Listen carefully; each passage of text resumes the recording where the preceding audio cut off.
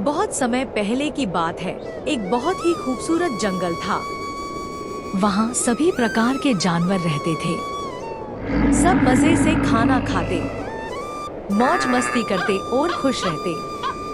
लेकिन नदी के पार कोई भी जाने की नहीं सोचता था, क्योंकि नदी में था राका नाम का मगरमच्छ और जंगल में थे खूंखार जानवर जो बस मांस खाना जानते थे। एक दिन नन्हा और नटखट खरगोश चंपू अपनी झपकी से जागा और बोला, आज तो नदी को पार करके दूसरी ओर की गाजर की फसल खाऊंगा। हुर्रे! पर नदी में तो राका है, वो मुझे नहीं जाने देगा और खा जाएगा। पर मुझे तो जाना ही है नदी के पार, देखे तो वहाँ की गाजर का स्वाद कैसा है। वो उछलता कूदता चल दिया नदी की ओर।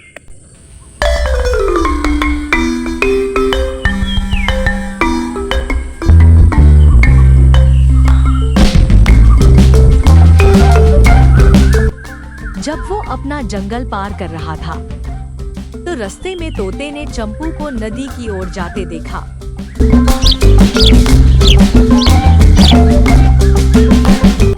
तोते ने उसे रोका और कहा, अरे चंपू, तू कहाँ जा रहा है? जानता है ना उस ओर नदी है जहाँ राका रहता है। थत तेरे की, टोक दिया ना खामख्वा। अब तो काम खराब हो ही जाएगा। चल तूने पूछ लिया तो बता देता हूँ कि मैं नदी पार करके उस ओर की गाजर का स्वाद लेना चाहता हूँ। अगर तू भी चले तो बता।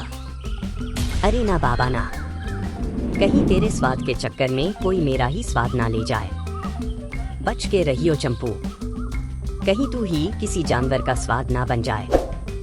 तोते और चंपू में काफी देर तक बातें होती रही। फिर चंपू चल देता है अपनी मंजिल की ओर।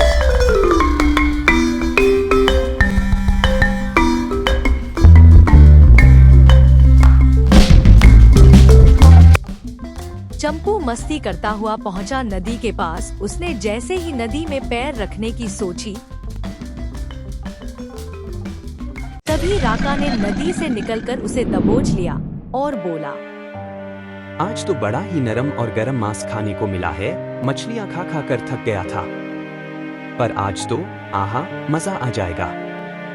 अब चंपू फंसा था राका के जबड़े में। तभी उसे एक खुरापाती तरकीब सूझी। उसने हिम्मत जुटाई और बोला, अरे महाराज रुकिए। जैसे ही राका ने सुना कि चंपू ने उसे महाराज बोला, उसका सीना चौड़ा हो गया। वो इतना खुश हो गया कि उसने अपना जबड़ा ढीला कर दिया और बोला, क्या क्या कहा तूने? तूने मुझे महाराज कहा, पर क्यों? क्या मैं महाराज हूँ? अरे महाराज, कैसी बात कर रहे हो तुम? तुम्हारे जैसा इस जंगल में तो क्या पूरे संसार में नहीं है। तुम जैसा शक्तिशाली जो पानी में भी रह सकता है और जमीन पर भी। तुम्हें तो यहाँ का राजा होना चाहिए। पर राजा जी, हमारी रानी कहीं दिखाई नहीं दे रही है। कहाँ है हमारी महारानी जी? चंपू खरगोश के मुंह से अपनी तारीफ सुनकर राका मगरमच्छ मन ही मन बहुत खुश हो रहा था। लेकिन एकदम उसने सुना कि खरगोश रानी की बात कर रहा है, पर उसकी तो कोई रानी थी ही नहीं। वो उदास हुआ और बोला, रानी? पर खरगोश, मेरी तो कोई रानी है ही नहीं, और ना ही मेरे मन में ऐसा विचार आया कि मुझे किसी रानी की भी जरूरत है। मैं तो अकेला ही मस्त रहता हूँ। पर महाराज, राजा के पास रानी और दासियां हों तो राजा का अलग ही रुतबा होता है। राजा को कुछ भी करने की जरूरत नहीं होती, यहाँ तक कि खाना भी आपके पास चलकर आएगा। अगर आपके पास रानी नहीं है तो मैं रानी की व्यवस्था कर सकता हूँ, पर उसके लिए मुझे नदी के पार जाना पड़ेगा। और मुझे तो तैरना भी नहीं आता, तो तुम रानी वाला राजा बनने के बारे में सोचना छोड़ दो महाराज। क्या सच? सच में तू मेरे लिए रानी लाएगा? फिर तो मैं राजा बन जाऊंगा।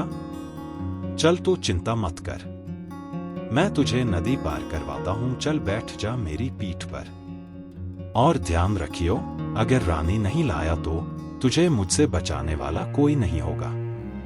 अब राका मगरमच्छ आ गया था चंपू की चिकनी चुपड़ी बातों में और बिठा लेता है अपनी पीठ पर और पार करवाने लगता है नदी को।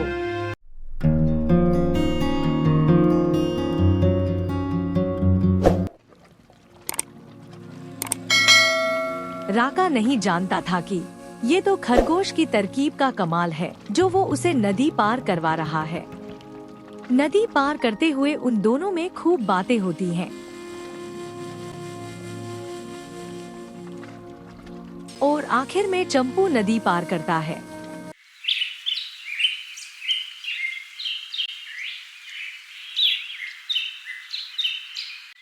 और चल देता है उस खतरनाक जंगल की ओर जहां पर पैर रखना मतलब मौत को दावत देना है। लेकिन इन बातों से बेचिंत चंपू चला जा रहा था अपनी मस्ती में गाना गाते हुए।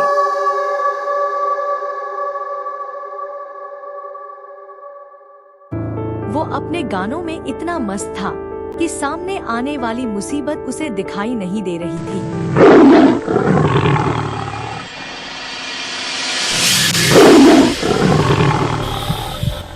अचानक उसे अपने सामने किसी को खड़ा देखता है। वो ठिठक जाता है। उसने ऊपर देखा तो उसकी जबान हलक में अटक गई। वो एक खूंखार शेर था। शेर ने कहा, अरे वाह, आज तो शिकार खुद चल कर आ रहा है, वो भी नरम और मीठा। बहुत दिनों से हड्डियां चबा चबा कर दांत भी दर्द करने लगे हैं। आज थोड़ा आराम मिलेगा दांतों को और थोड़ा गर्म खून जाएगा अंदर। वाह। शेर की दहाड़ और उसके मुंह से ऐसी बातें सुनकर चंपू के दिमाग ने काम करना बंद कर दिया। उसे लगने लगा कि अब वो नहीं बचेगा। लेकिन तभी उसके दिमाग में फिर से एक खुरापाती तरकीब आई।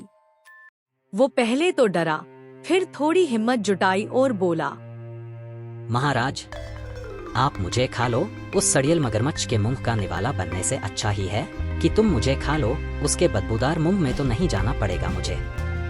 मगरमच्छ कौन? अच्छा, वो राका। उससे तो मेरी बहुत पुरानी दुश्मनी है। वो मुझे उस पार नहीं जाने देता। जब भी जाने की कोशिश करता हूँ तभी वो पानी में पता नहीं कहां से आ जाता है। मैं उसे पानी में मार नहीं सकता। किसी दिन बाहर आ जाए तो साले का काम तमाम कर दूंगा। हाँ महाराज, वो बहुत ही खड़ूस है। मैं तो बड़ी मुश्किल से कैसे भी करके यहाँ तक आ पाया हूँ महाराज।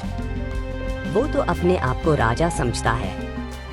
कहता है मेरे जैसा शक्तिशाली कोई नहीं है। पर महाराज, मैं ठहरा छोटा सा, मुझ में तो इतना मांस भी नहीं कि तुम्हारी भूख शांत कर पाऊं। एक तरीका तो है जिससे आपका पेट भी भर जाएगा और शांति भी मिलेगी। क्यों ना आप मुझे जाने दें, मैं यहाँ के खेतों की मीठी और ताज़ी गाजर खा खा के थोड़ा मोटा हो जाऊंगा, फिर आप मुझे खा लेना। अगर महाराज मुझ पर विश्वास हो तो जाने देना, वरना अभी खा लो। फिर शेर भी चंपू की चिकनी चुपड़ी बातों में आ जाता है और उसे ये धमकी देकर जाने देता है कि अगर वो नहीं आया तो वो उसे ढूंढकर भयानक मौत देगा। अब चंपू अपनी दो शिकारियों को तो चकमा देकर आगे बढ़ गया था। अब फिर से वो चल देता है गाजर की तलाश में।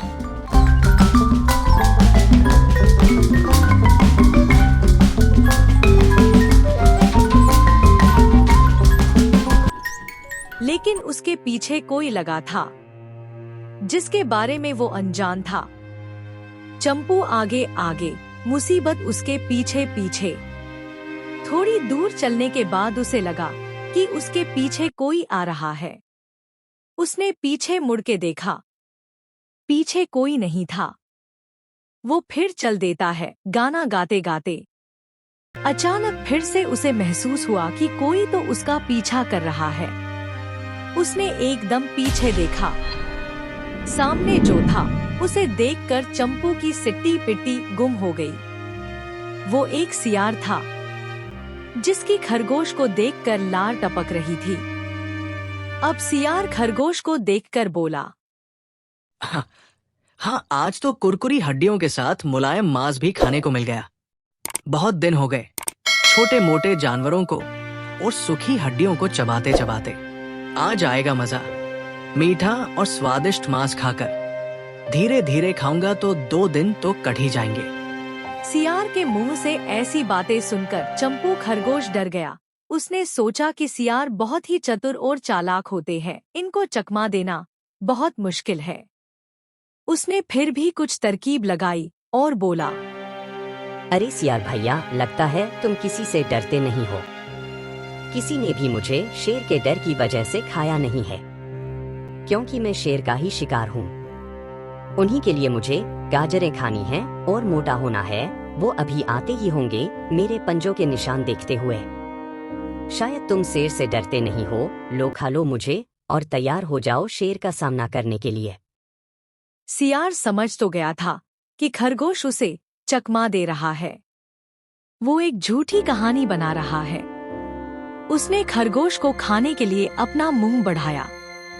तभी उसने देखा कि सच में खरगोश के पास से शेर की बू आ रही है, जैसे सच में वो थोड़ी देर पहले शेर के पास था। ये सोचकर सियार डर जाता है और उसे जाने देता है।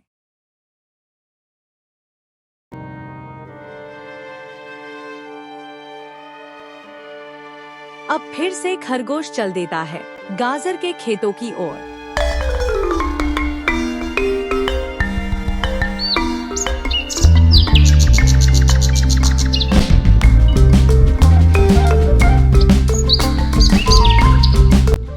आखिरकार वो पहुंच ही जाता है अपनी मंजिल तक।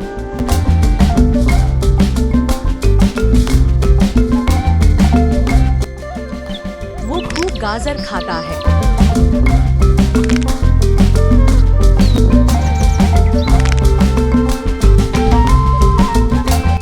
गाजर खाते खाते वो भूल जाता है कि घर जाने के लिए उसे फिर से सियार, शेर और मगरमच्छ का सामना करना पड़ेगा।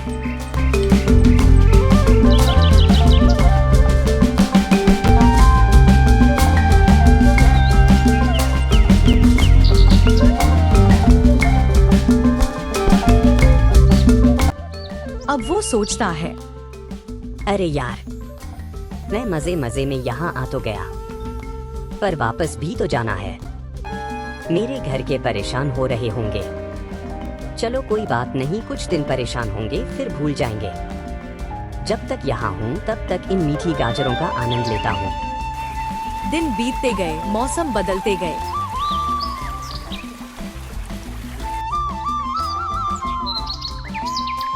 एक ऐसा दिन आया जब गाजर का सीजन चला गया।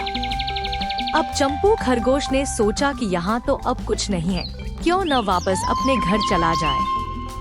अब वो अपने घर जाने की तैयारी करता है, बिना ये सोचे कि वो घर कैसे पहुँचेगा। क्या चंपू अपने घर पहुँच पाया? हाँ, चंपू अपने घर पहुँचा, लेकिन कैसे वो फिर से बचा? उन 3 मुसीबतों के अलावा अन्य मुसीबतों से वो मुसीबतें कैसी थीं? कैसे चंपू ने उन मुसीबतों का सामना किया? जानने के लिए देखें इस कहानी का अगला भाग। कहानी कैसी लगी कमेंट में जरूर बताएं और चैनल को सब्सक्राइब करके घंटी वाले बेल आइकन को दबाना ना भूलें। मिलते हैं इस कहानी के अगले भाग में, तब तक के लिए धन्यवाद।